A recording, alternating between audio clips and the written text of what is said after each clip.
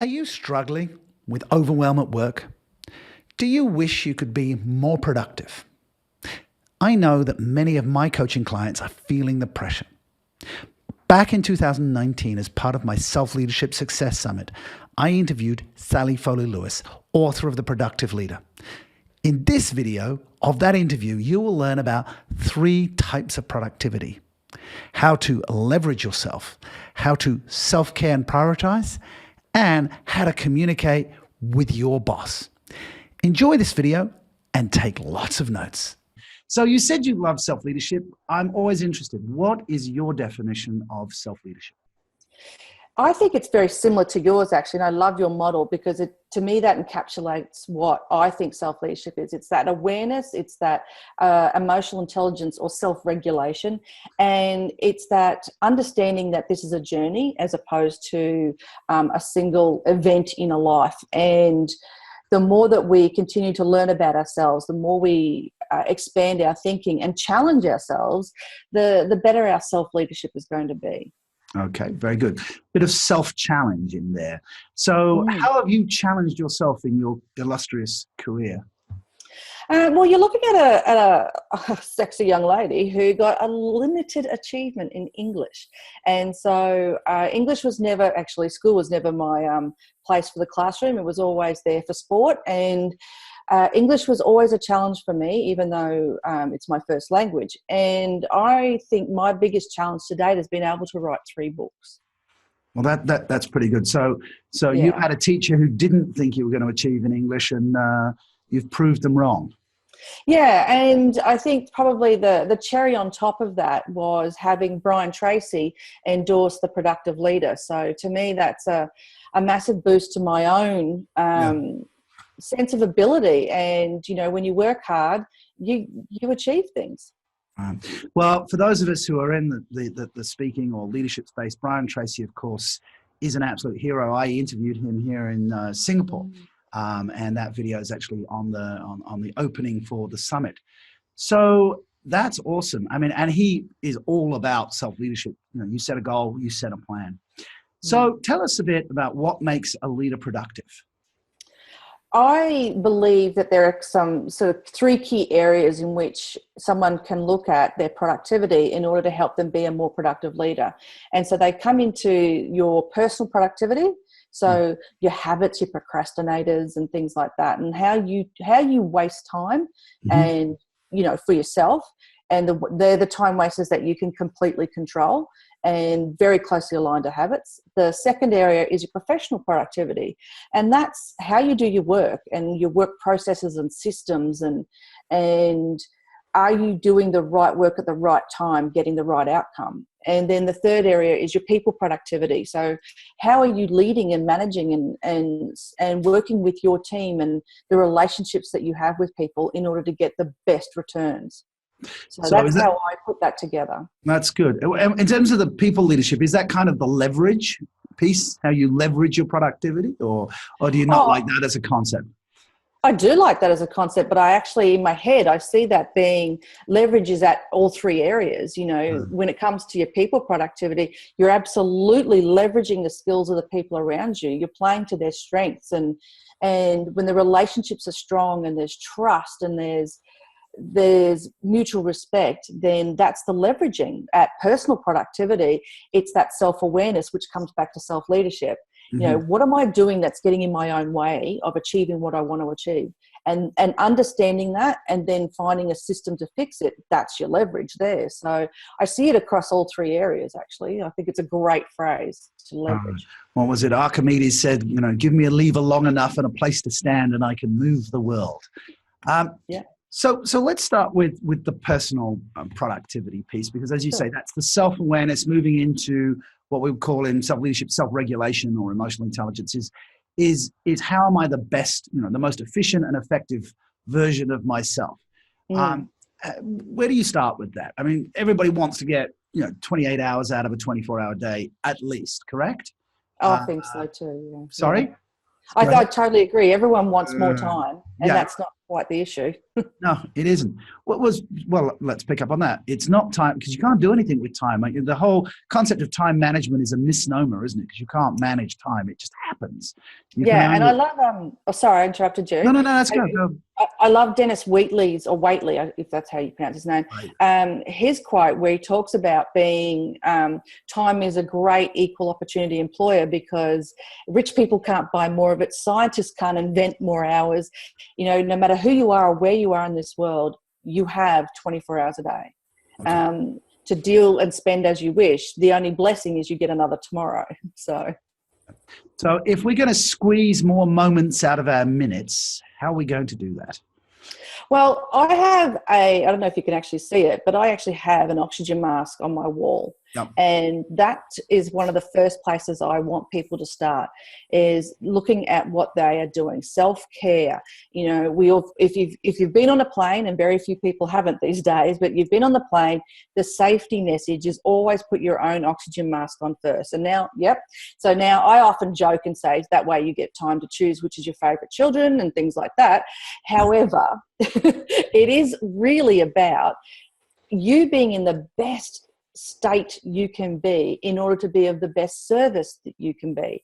And quite often we just give and give and give and give till there's nothing left to give and nothing left for us to look after ourselves. And it's counterintuitive for a lot of people. They see that as being selfish when they look after themselves first, but it's actually not serving anyone if you're operating from a depleted tank. So to me, the first things first is, how are you looking after you? And I often do that through having that conversation, plus also looking at their calendar and how they manage their calendar and their appointments. I think it's when you look at a calendar that's overwhelmingly full of clashes and I don't see the person in there, I get worried. And conversely, when it's an empty calendar, I also get a little bit worried. Yeah. Well, that means they're not planning at all. It's going one by one. Yeah, the calendar's a dead giveaway. I think I even schedule my time for fitness, or my some of my kids' time. I actually put it in.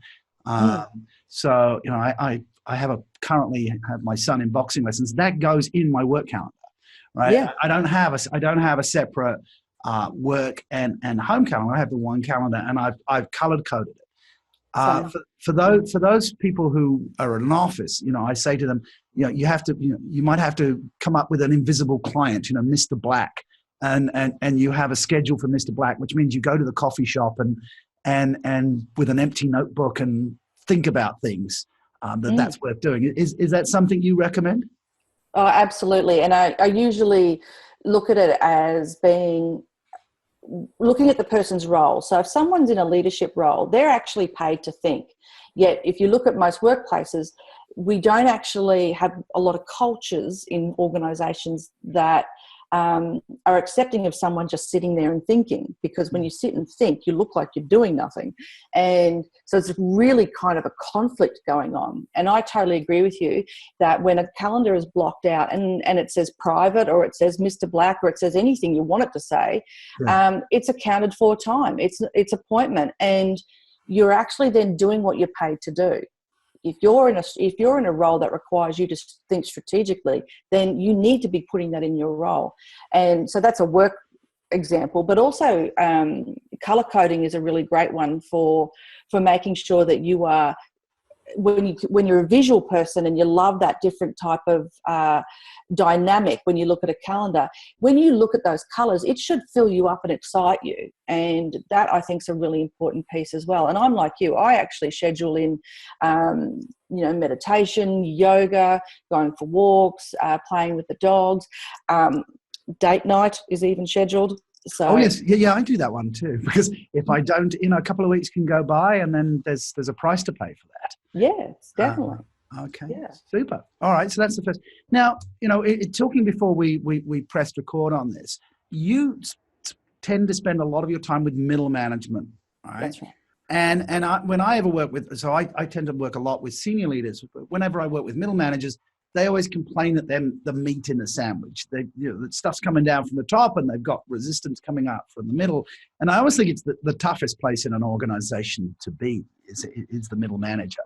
Because the CEO, if he goes off and plays golf with another CEO, it's information gathering time. Whereas if you're a middle manager, you get fired, right? So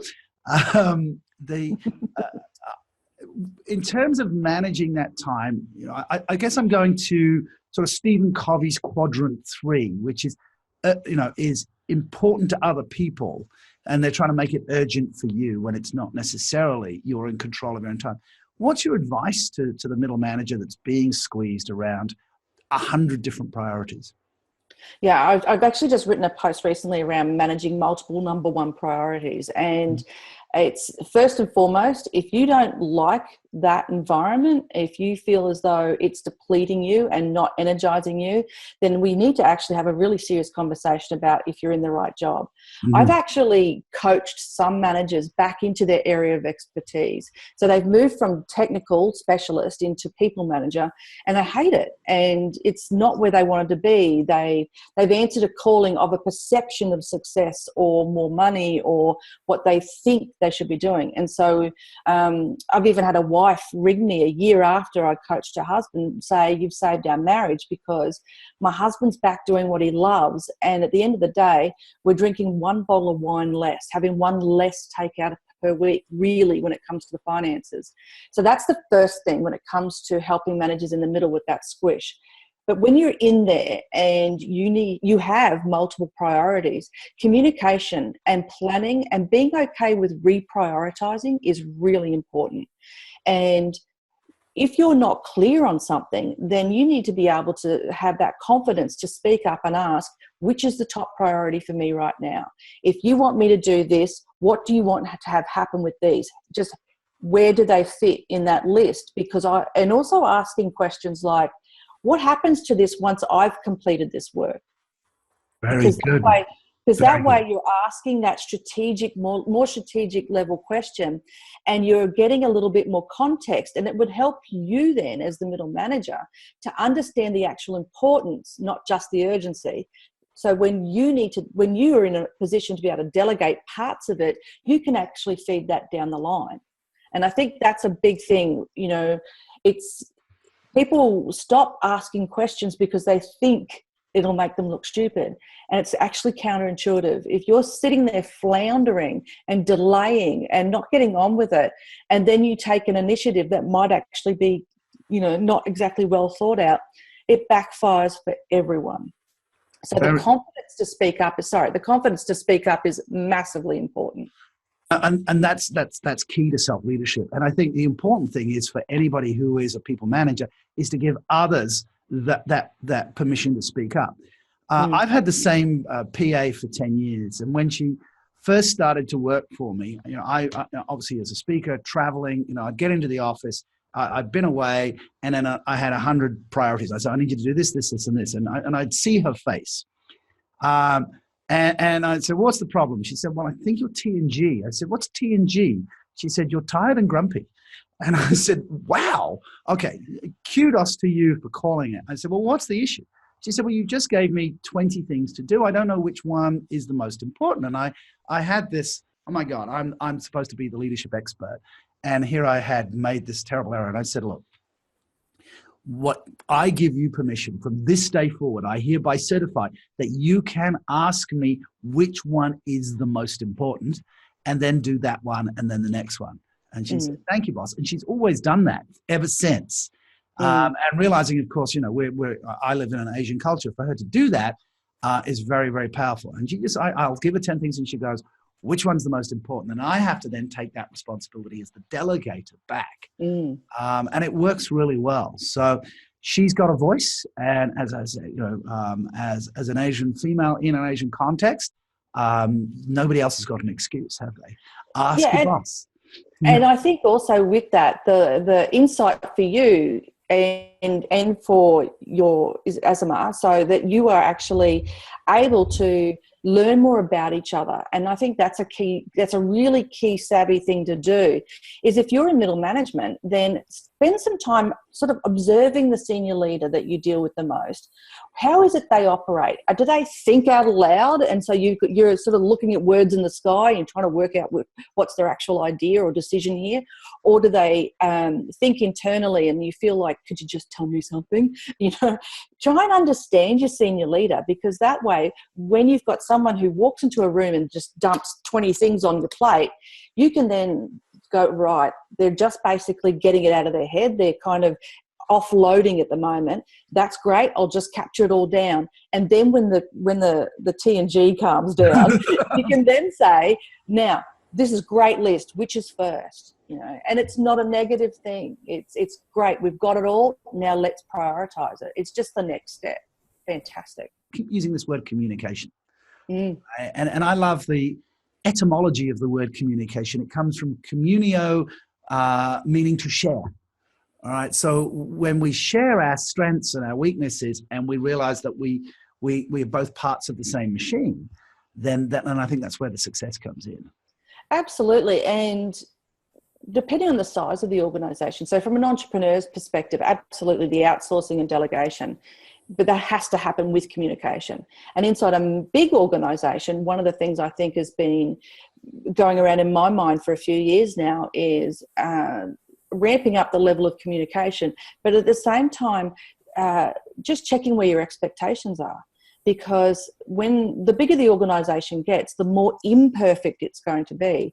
And it's forgiving the organisation for being imperfect. And in spite of the organisation being so imperfect, we'll be doing our best and communicating more.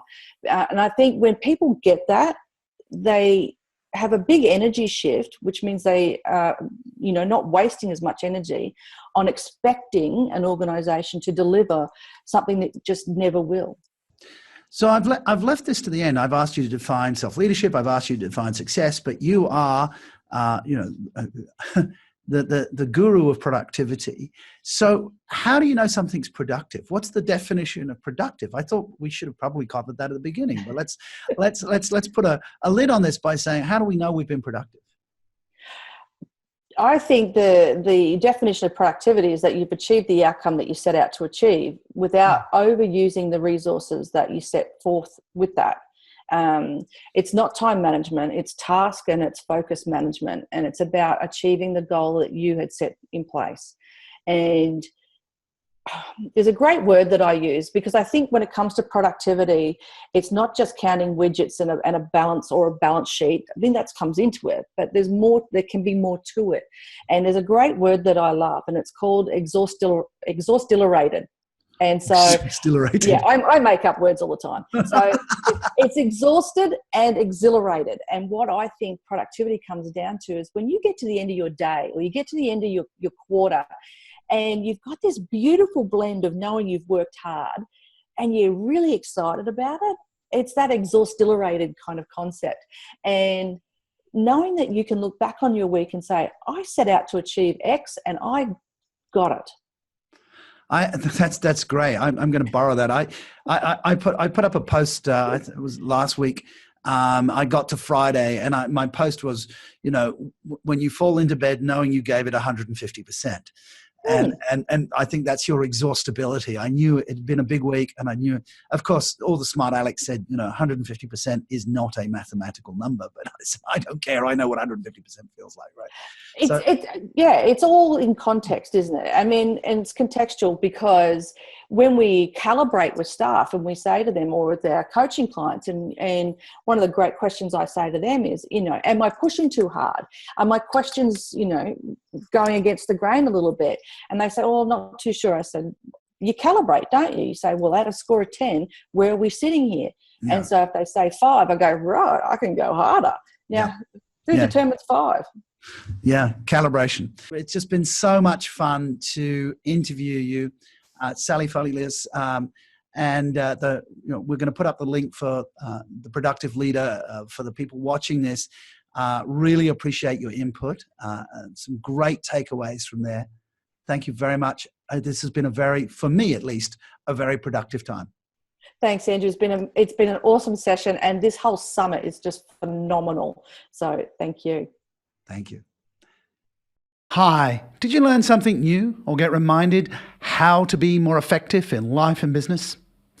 I'm Andrew Bryant, and I'm on a mission to wake people up to be their best possible selves.